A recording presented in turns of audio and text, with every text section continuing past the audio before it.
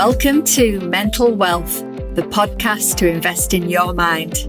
Here I will help you make sense of your mind and behaviours, giving you the tools to have your best life. There is so much to share, so let's get into this episode and explore another great topic. So welcome to episode 33. And in this episode, we are going to be focusing on men's health, on men's mental health, but also if you're a woman listening, we've got news for you as well. So it's very much, as all my episodes are, it's open to everybody. And I am delighted to say that I am sharing this space with an expert in this topic. And I'd like to welcome Ryan Parke to the episode. Thank you so much, Alison. I'm really pleased to be here and really excited about our talk today. Brilliant, me too. So I saw you speaking at an event called Be Inspired back in September last year. And I was really taken by what you were saying. So please tell everybody a little bit about who you are, and then we'll dive into what you like to talk about. Yeah, fantastic. Well, yeah, Be Inspired was a really great event. That was Danny Wallace's event, and I was really honoured to be on the stage there. It was really fantastic. And my name is Ryan Parke. I share the science of male mental health through talks, through workshops, and through coaching, so that you never have to lose the men that you care about to suicide. That's really poignant, isn't it? Is that preventative piece. And I know that you've got your own story behind why you got into this, and we'd love to hear that first. But I think we've said it in the notes, but just to remember that this session may well be quite difficult for some people to listen to. So we just want to say that up front again, just to remember that, you know, we need to talk about these things. And you know, we make no apology really that we're going to be talking about some what might be quite difficult to hear, but actually we need to talk about it. Completely agree. Yeah. So tell everyone a little bit, what got you into looking at male mental health? That's a lovely question, Alison. Essentially, it was something that happened, a pivotal moment in my life back in June 2019. Because in that month, I remember I bumped into a lady who I hadn't seen in years. And I was really excited to hear the latest about her son, Brad, because Brad, well, he was everything I wanted to be. He was taller than me, more muscular. Some would say slightly better looking. Hard to believe, I know, but a strong argument could have been made. But the important thing to know is that Brad had a fast car, a big house, and a great job. Plus, he was a dad with a loving wife. And I like to think, Alison, that I was on the same trajectory as Brad, but I was just a couple of years behind because of the age difference. Yeah. Then I saw the look on his mum's face and I thought, oh, what have I said? How have I upset her? And she said, Ryan, you're asking me how Brad is. You don't know. Brad's killed himself. Now, I was really taken aback by that, Alison. The main reason I was taken aback by that is because up until that point, I'd always heard what we all hear, which is the reason why men have higher rates of suicide than women do is because men don't talk. And yet Brad was the most open and articulate man that I knew. In fact, I found out after he died that 2 years before his death, Brad went to the doctors and said, help, I think I'm depressed. I know I'm having thoughts about suicide.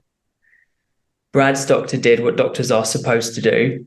Brad was referred to talking therapy and prescribed antidepressants. Brad attended talking therapy, took antidepressants, and 2 months before Brad's death, his mum, Jenny, who is a mental health practitioner, said, Brad, call me every night, tell me how you feel. You've got to get these feelings off your chest. Now, I'm not suggesting these things didn't help Brad. I'm sure they did. But what really struck with me at the time was here was a man who'd done all the things that we tell men in crisis to do, and yet he still wasn't here. And Brad's mum, Jenny, said to me, well, Ryan, you should learn about this because every 5 hours, 4 people die from suicide in the UK and Ireland. 3 of them are men. In fact, a third of all suicides, deaths by suicide in the UK and Ireland are men aged 45 to 49. Jenny said, I used to think that male mental health was something that only affected men, but now as a mum who's lost her son, I realized that actually this is something that has the potential to affect everybody in the world. So when I learned that, I took what Jenny said really seriously. There and then, I set aside one day every week from June 2019 until the end of the year to learn everything that I could about male mental health. I had no idea where to start because at the time I had no medical and no mental health background. And so I decided to start simply by asking big questions, assuming I knew nothing, because I genuinely did know nothing about the subject, and just reading scientific papers. And on the very, very first day of assuming I knew nothing, asking big questions, reading scientific papers, I was reading a study by an American doctor, and it just happened to mention there is one day every year where heart attacks in men jump up by around 30%. And on the same day of the year, heart attacks in women go down by around 30%. Can you guess what day that is, Alison? Gosh, I'm sure everyone's trying to think what the answer to this is. I suppose Christmas is often a time that's seen as very stressful. So maybe I would say Christmas, or don't know. Maybe early in the new year. Here we are into January. Maybe it's early in the new year. Yep. So really good guesses. Just so you know, Christmas and the new year, there's a massive increase in heart attacks in men. But on those days, there's also an increase in heart attacks in women as well. Right. So we know it's stressful. Yep. So we know it's stressful. Really, really good guesses. But no, we're looking for a day where heart attacks go up in men and down in women. Do you want to have one more guess? Oh, up in men. So it must be something to do with pressure around. Maybe, what about Valentine's Day? Good guess. Maybe if a man forgets Valentine's Day, that might cause a heart attack. But no, it's not Valentine's Day, although I always hear that. So I think Valentine's Day is a stressful day for men. But the one day every year where heart attacks jump up in men by around 30% and go down in women by about 30% is the Monday after the clocks jump forward by 1 hour. So in the UK, that's when daylight savings time begins in March, when we miss 1 hour's sleep. Yeah. And when I learned that, I had to know why. And it turns out that what happens in your body when you miss 1 hour's sleep depends upon whether you're biologically male or biologically female. In a male body, missing just 1 hour's sleep lowers a man's testosterone for days. And in a male body, as testosterone goes down, his chances of having a heart attack go up. Wow. And when I learned that, I remember thinking, that's really weird, because I was 29 at the time. And I remember thinking, I had never heard anything good about testosterone my whole life. Mm. In fact, when I was a kid and there was a fight in my local pub, my mum's friends used to say, well, it's no wonder they ended up fighting. There was too much testosterone in the room. So I wondered, how can a hormone that causes fights in pubs protect men from having a heart attack? And I decided next week I've got to learn about testosterone. So the following week comes around. It's my next day of learning about male mental health. And the first question I wanted to answer just by reading scientific papers was, why does testosterone make men aggressive? And it turns out testosterone does not make men aggressive. That was disproved decades ago.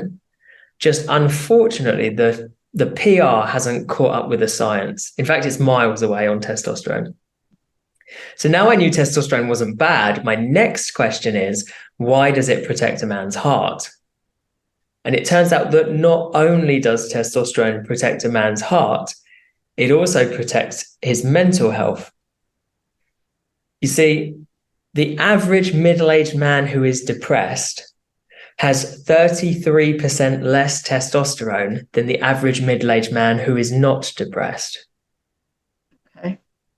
And then suddenly I was really interested, because in 2019, the single biggest killer of men from the age of 18 to the age of 45 was suicide. Now, suicide is the biggest killer of men from 18 to 50 because it keeps going up. But at the time, it was 18 to 45. Suicide, especially in middle-aged men, and depression in men of all ages is linked to having low testosterone. Then Yeah, and it gets even more interesting, right? Because that year, the biggest killer of men from the age of 45 to 60 was heart disease. Heart disease, heart attack, and heart failure in men are all linked to having a low level of testosterone. So then I started to wonder, well, hold on a minute. If all the biggest killers of men from the age of 18 to 45, 45 to 60 are all based on having a low level of testosterone, what happens after the age of 60? And the biggest killer of men after the age of 60 in the UK is cancer. The most likely cancer that a man will be diagnosed with is prostate cancer. And Alison, can you guess what is the single biggest indicator that a man will be diagnosed with prostate cancer?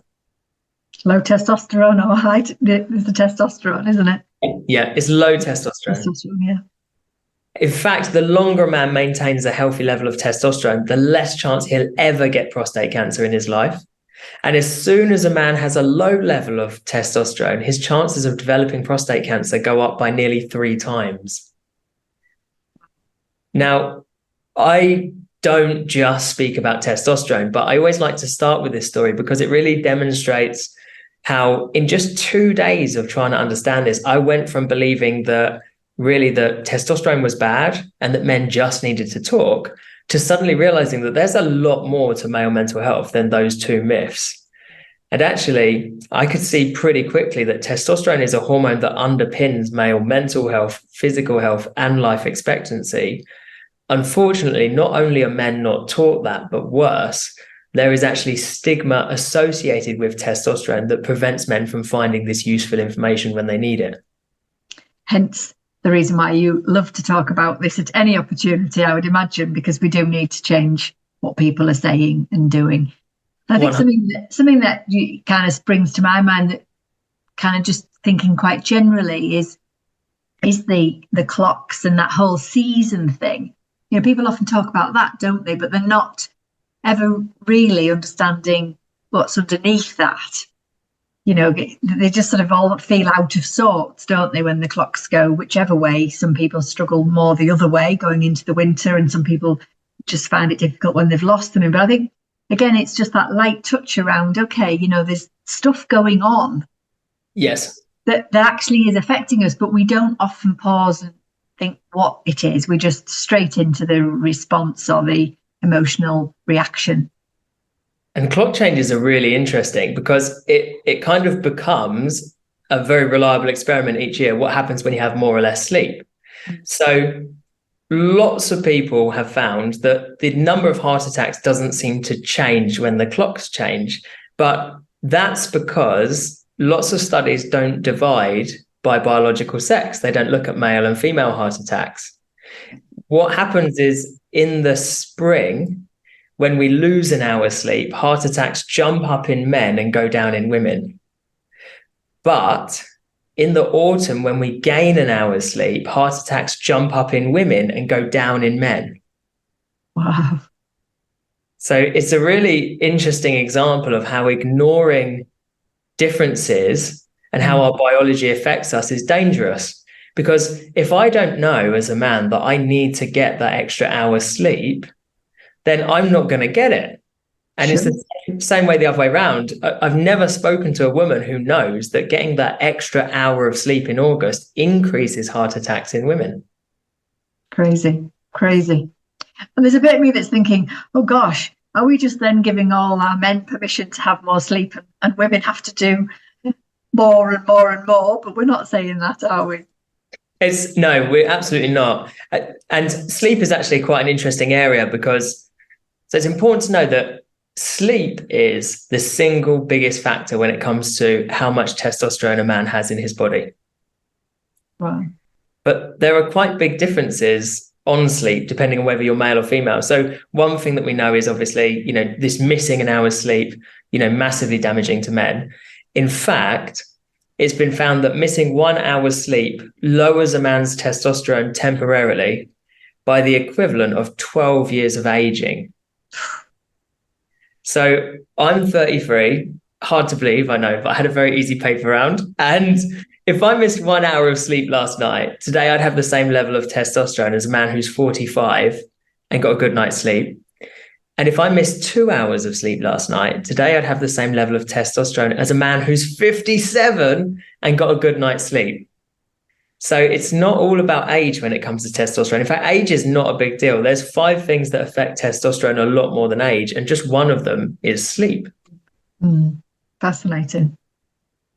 Okay, so let's think then. So you've given us so much interesting statistics and information, and I'm sure for some people listening in, it is new information. I think we're saying that it will be, because it's not getting spoken about like this. But what I'm now interested in is, what can we all do? Because there's 2 angles of this, isn't there? We have got the males that we need to help and protect. Obviously, that's my main focus for today. But I'm also interested, I do a lot of work with couples and relationships.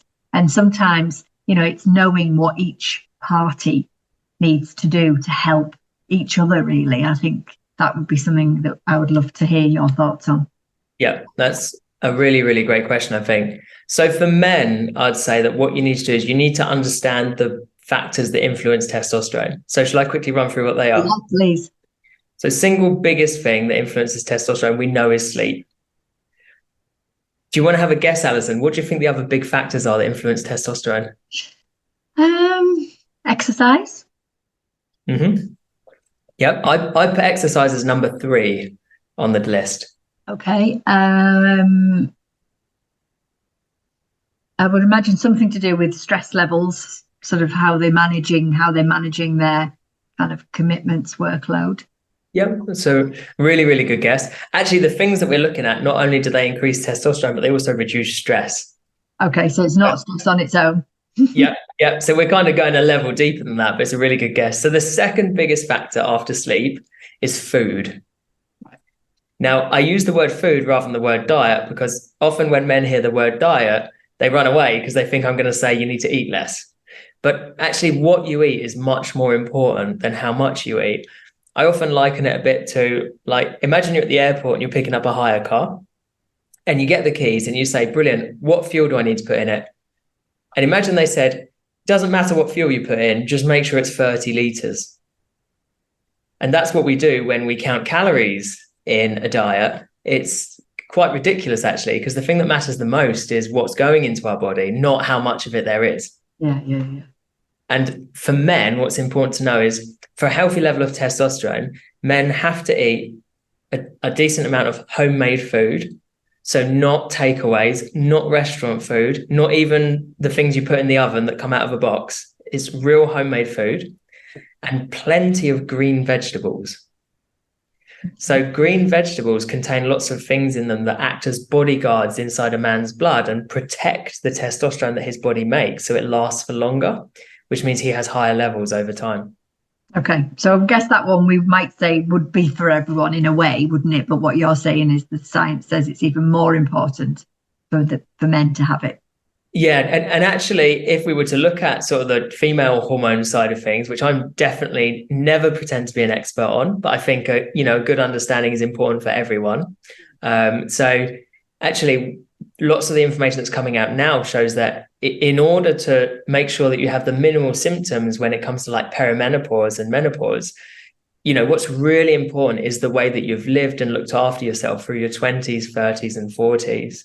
Because if you've eaten lots of whole foods, lots of greens, and if you've not got most of your energy from carbohydrates, then you're going to have a lot less symptoms when it comes to perimenopause than people who don't exercise or people who eat a lot of carbohydrates and sugar. Interesting. So we've got the food element. Then we come to exercise, which is so vital to know about, because actually an enormous analysis that came out this year, it looked at how 130,000 adults had been treated for depression, for stress, and anxiety. And this analysis found that exercise is 1.5 times more effective than medication and 1.5 times more effective than talking therapy when it comes to dealing with depression, with stress, and with anxiety. And this is vital to know, because if you have a friend who, like Brad, goes to see their doctor because they're feeling stressed, depressed, or maybe having thoughts about suicide, if their doctor follows the current guidelines at the moment in the UK, then your friend will leave the appointment with a referral to talking therapy, and a prescription for antidepressants, but they still might not know that the single most important thing, the most effective thing they can do, is something that has no waiting list, no side effects, no cost. It's just to get on some decent shoes and do something active outside. Yeah, I love that.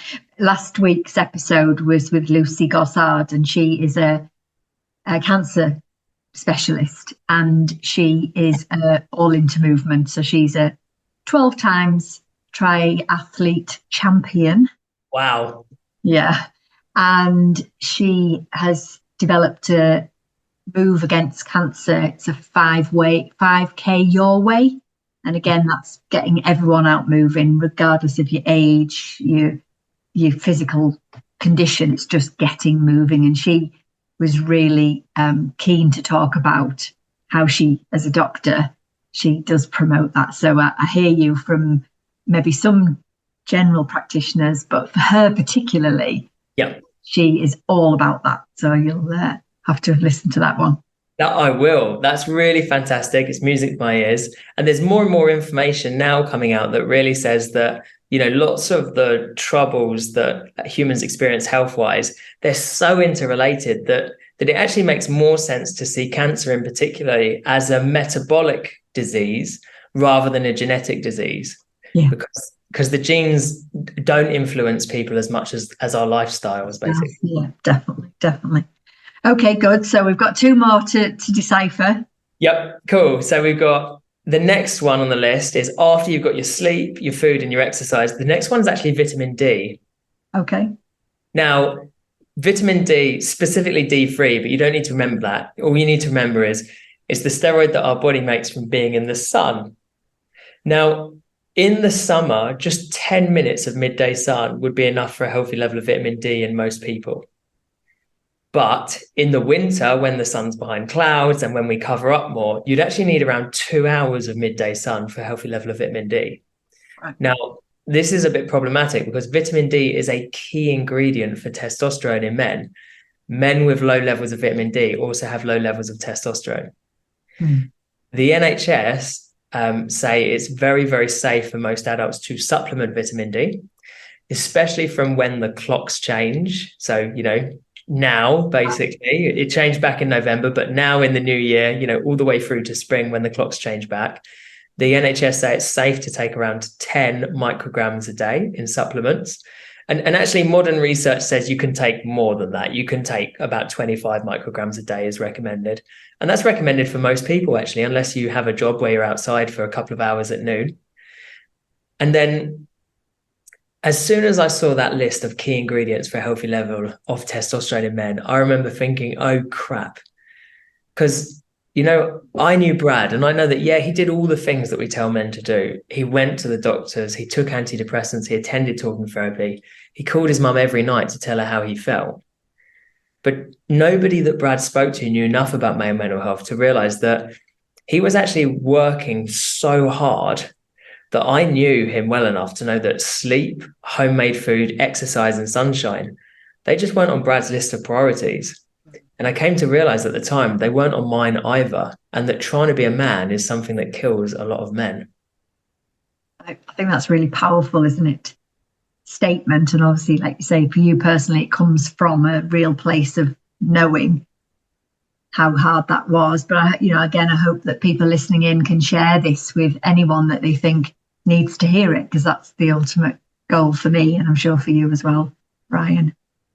Yeah, 100%. So there's one more factor we need to mention, and then I'd like to say, if you're not a man, how do you use this information to support the men that you care about? So the other factor that we need to talk about is alcohol, because each alcoholic drink lowers a man's testosterone by the equivalent of around 6 years of aging. Now, it's only temporary, but it is significant and it lasts for days. So what we have here is we have to realize that alcohol lowers testosterone in men. Men with low testosterone are depressed. And what do depressed men like to do? Drink. Absolutely. And while I'm not saying that no one should drink, what I am saying is it's important to be aware of this relationship, because the myths that surround testosterone actually make people think that drinking alcohol raises testosterone. You hear a lot about testosterone-fueled drinking environments. And so this is something that I'd say to anyone who's not a man and wants to help the boys and the men in their life is, please don't propagate any myths about testosterone being associated with violence, with aggression, with bad behavior in general, because actually testosterone in men is proven to be associated not only with better mental health, physical health, and life expectancy, but also with calmness, with fairness, and treating people in a more equitable way as well. And I think something I'd like to just say there is, I've got previous experience working in the drug and alcohol field for a long time in the NHS. And, that myth again about what alcohol does to anybody, but it was always particularly men, not to use it as an excuse that I got violent because I'd had a drink, or I got, because that's not okay. That's not how we used to work when I worked in that field. They didn't hit everybody on the way home, but they might have gone home and done something to their partner. And that was always the argument. And I think it's important to say, which is an aside, but it is important to remember the responsibility that everyone has about how they behave when they are drinking or not drinking, or feeling aggressive and feeling angry. What are you going to do about it? It's so, so important, isn't it, to not blame the thing and actually take responsibility for yourself. Especially because it was the adult who chose to drink the thing in the first place. Yeah, exactly. So something that I want men to be aware of is that not only does alcohol lower testosterone, but it also raises a chemical in our brain called noradrenaline, which is the word adrenaline, but with NOR on the beginning. Now, noradrenaline is associated with aggression. It is associated with violence. It is also associated with PTSD. And so what happens when you're male and you drink alcohol is you actually increase your tendency to react in an aggressive way. Unfortunately, men don't know this because we're brought up to believe that testosterone makes men aggressive. So it's hard for men to know about and correct these things if they're not even aware of the mechanisms that underpin them. But yet alcohol does make some men behave in a much more aggressive way than when they're sober. So choosing to drink it means you are responsible for that behavior. Yeah. And I think for me, any alcohol and some substances, whatever you're feeling, so if you're feeling a bit low and then you go and have a drink because you're feeling a bit low, what alcohol for most people does is it just amplifies the feeling that you had before you started. So if you're feeling quite jolly and you have a few drinks, then you'll continue to feel jolly. If you feel low, you're going to just amplify that feeling. And I think that's the myth as well, isn't it? That we think the drink's going to take it all away. And actually, really, the reality is it just makes you feel worse, or you'll just head in the same direction that you were in anyway. My grandma used to say, there's no bad situation that a drink won't make worse. Good saying. Yeah, really good saying. So we've got the situation where one of the hormones that's radically misunderstood at the moment when it comes to male mental health is testosterone. And I think that is genuinely costing us lives, especially because it's actually important to know that in the Western world, testosterone is declining quite rapidly every year in men. So I do a lot of work to maintain my levels of testosterone to make sure they're healthy. But I still, as a healthy 33-year-old man, have lower levels of testosterone than 60-year-old men did in the 1980s. Okay. And so while there's lots of information out there about the importance of things like getting men talking, which is very important, we're going to talk about that in a second. But in the meantime, what's being completely overshadowed is the fact that we are facing an emergency when it comes to mental health, physical health, and life expectancy in men, which is this vital hormone is decreasing throughout the Western world. And no one's paying any attention to that because lots of people believe that testosterone is bad. Good. I think it's really thought-provoking, this conversation. Hence the reason why I wanted you to come and share this with us. Well, I'm pleased to be here. Yeah, it's brilliant. So I think we've hinted a couple of times, haven't we? We need to then think about how can we help each other, really? How can men help women and women help men in these situations? Because for me, I can see a shift, which is a positive shift in the nearly 30 years I've been working in this field, that a lot more men do come do book sessions now. You know, when I first started, there wasn't very many at all, I'll be honest.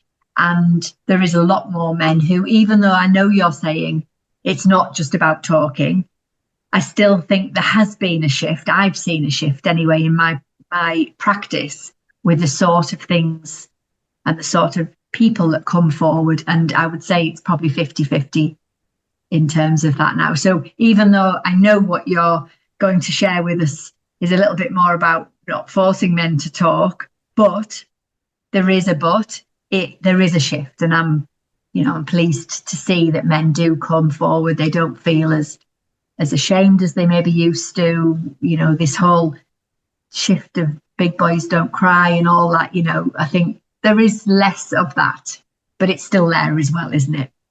Yeah, so you're absolutely right. There's been a really, really big shift. So if we look at data from, the BACP, British Association. Yeah, cool, lovely. So according to the BACP, 79% of men agree it's more acceptable to talk about mental health than it was just 5 years ago. And that's good news. That means we're moving in the right direction. 68% of men agree there's less stigma associated with mental health than there was just 5 years ago. More good. Between 2010 and 2022, therapy use in men in the UK increased by 50%. And I don't mean objective therapy use, which would go up if the population increased. I mean the rate of men attending talking therapy increased by 50%. Yeah, which I would say in my practice, that's what I've seen, literally in the time I've been doing this, which is almost the same as what you're saying nationally, which is good. That's fantastic. But then the important thing to know is that in the same time that all those markers have moved in the right direction, between 2010 and 2022, when we've seen that 50% increase in use of therapy, we've also seen an 11% increase in deaths by suicide in men. And again, these are rates. So I'm not talking about the figures gone up as the population's grown. I mean, men are now more likely to die by suicide. Now, the important thing is the reason why I pull these stats together, I want to say what I'm trying to say and what I'm not trying to say. What I'm not trying to say is that doing what we're doing at the moment in terms of encouraging men to talk, addressing stigma and referring men to talking therapy, I'm not trying to say that that's a problem or that it isn't working. 100%. Yeah. The reason why I pull these together is because there are lots of different reasons why people attend talking therapy.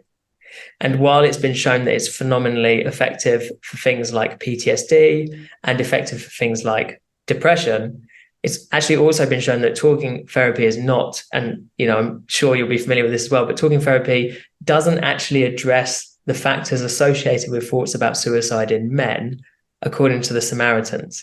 Now, it does for women. There's evidence that it does for women. So then we come to the situation where it's like, well, how could that be? And actually, there's a really interesting biological element to this, which explains a lot of the differences, not only in terms of what people say, but in terms of what people see in life as well. Yeah. So it comes down to another hormone, and this hormone is called oxytocin.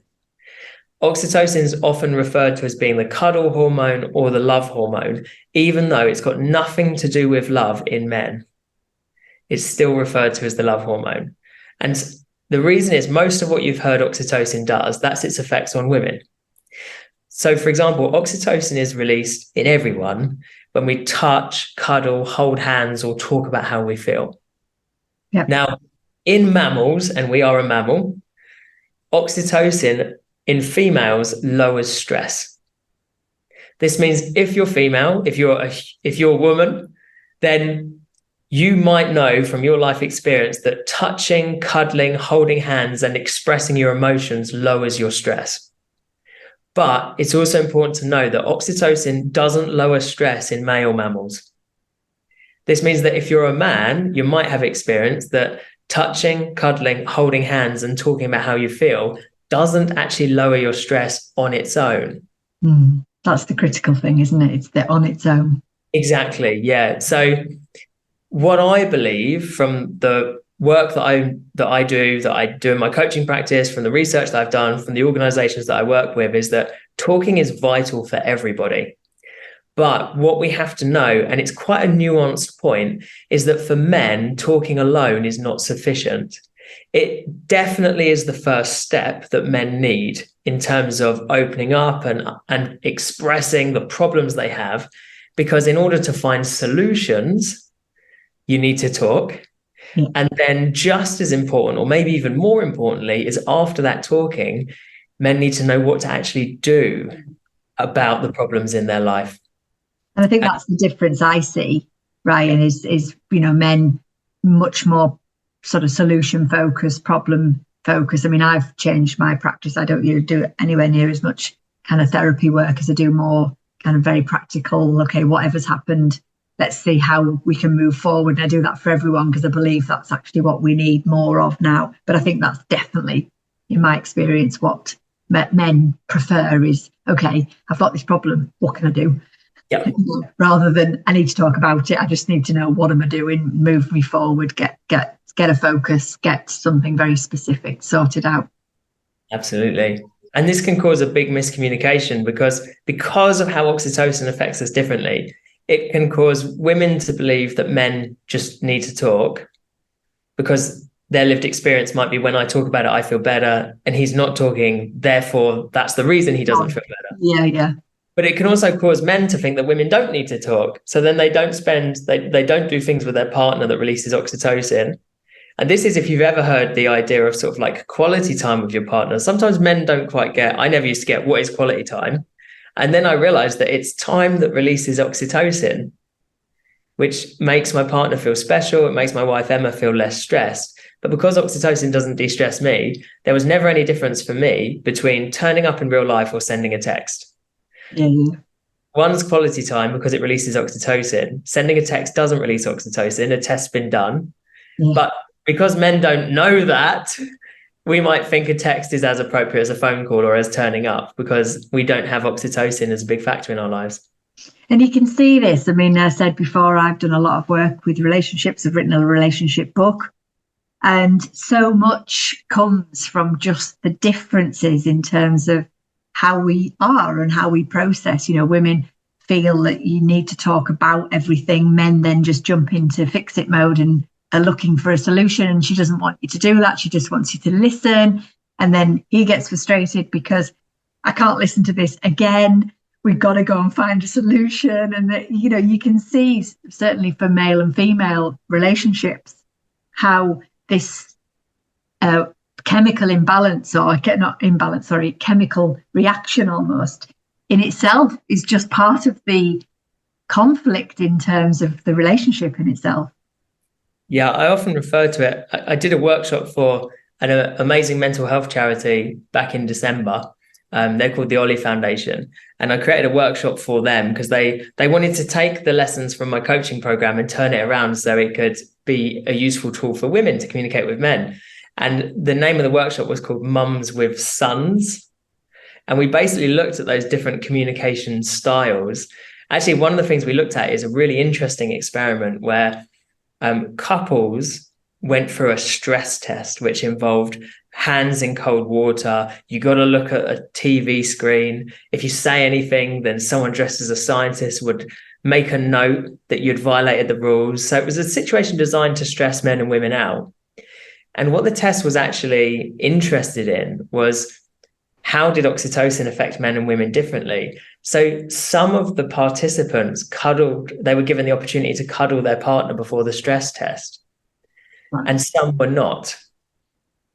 And what this experiment found, and it's one of those where you sometimes see the experiment and you're like, wow, this is quite an evil experiment. But in a way, there was a useful lesson and no one got hurt, but it was an unpleasant stress test. So what was found is that if women were given a cuddle before the stress test, not only was the cuddle more powerful than the stress test, so when the stress test finished, they had less cortisol than before the stress test.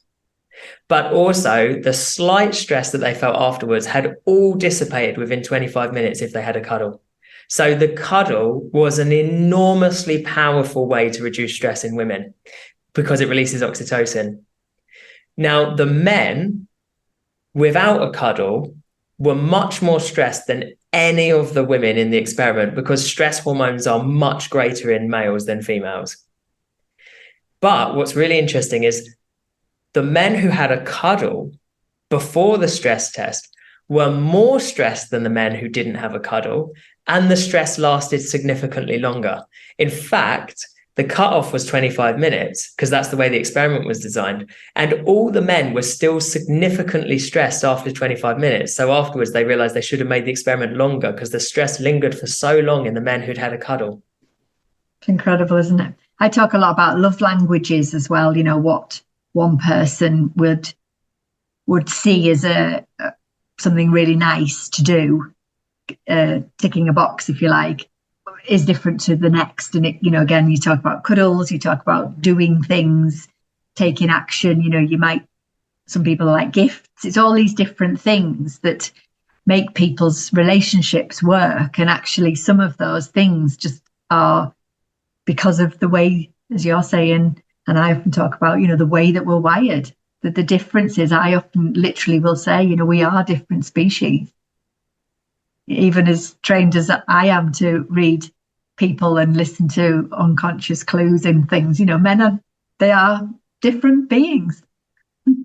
Yeah, and that's okay. You know, I think the reason why I like these conversations is because I genuinely believe that men benefit from understanding things like periods, menstrual cycles, menopause. It's important for men to understand those things, even if they'll personally never experience them themselves. But on the flip side of that, I think that having this conversation, it actually benefits women as well to understand their sons, husbands, dads, friends better.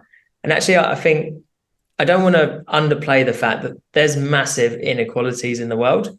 Lots of those inequalities are between men and women. Lots and lots of them are. There are stereotypes and there's discrimination. And I come from a place where I'm a straight white male, and I don't want to play down how much privilege that's given me. I hope, though, that what we can do is, rather than minimizing differences, I hope we get to a point where we're all treated equally and we can actually step back and admire and celebrate the differences rather than pretend that the differences aren't there, because I don't think that helps anyone.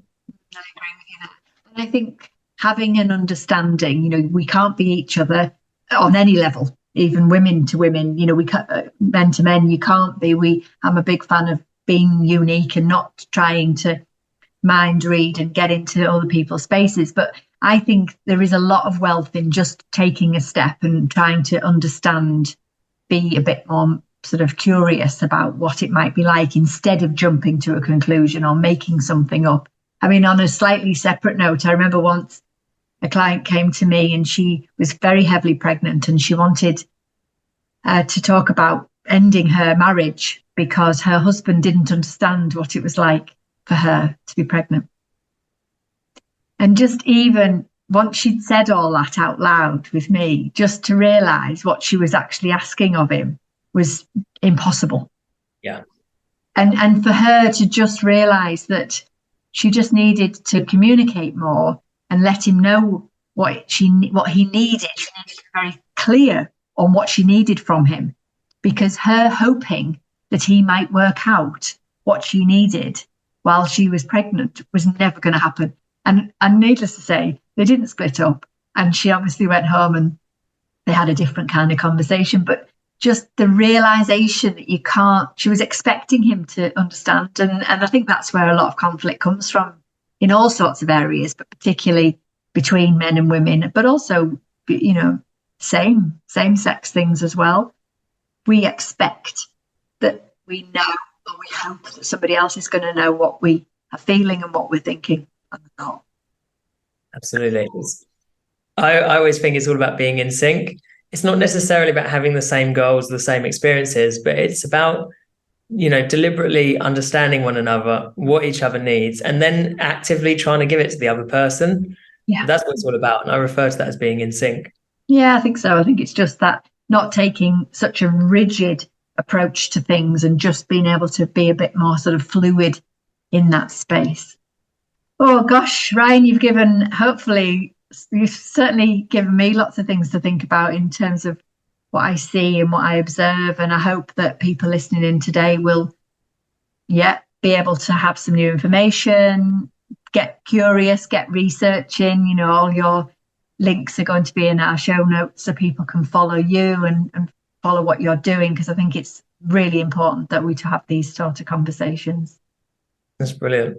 Well, I've really, really enjoyed coming on, and I hope that it's been useful for everyone to understand each other a little bit better, regardless of anyone's biological sex or their gender identity. I hope it's been useful to explore this in more detail. Oh, I think so. I think the fact you've done the work and you've coming to us, giving us that summary, it just hopefully will help either somebody who is the male thinking, right, I need to change up what I'm doing, what I'm eating, maybe try and lower the risk. But also for me, it's about the other side of it. And if you are in a relationship with a man or a son or a brother, what is it that you can do rather than try and force them just to talk or force them to do something that isn't actually going to help anyway. Absolutely. Brilliant. Thank you so much for your time today. I've absolutely loved our conversation. Brilliant. Thank you so much for having me, Alison. And yeah, Happy New Year. And you. Thank you for listening and sharing in this episode of Mental Wealth. Remember, you can subscribe wherever you get your podcast. My last question to you is, what is the one small thing that you can take action on from this episode? Message me on Instagram or through our website with questions you'd like me to explore. You'll find the links in the show notes. I'll be back with more tools and tips to make sense of your mind in the next episode. In the meantime, be kind to yourself. Bye for now.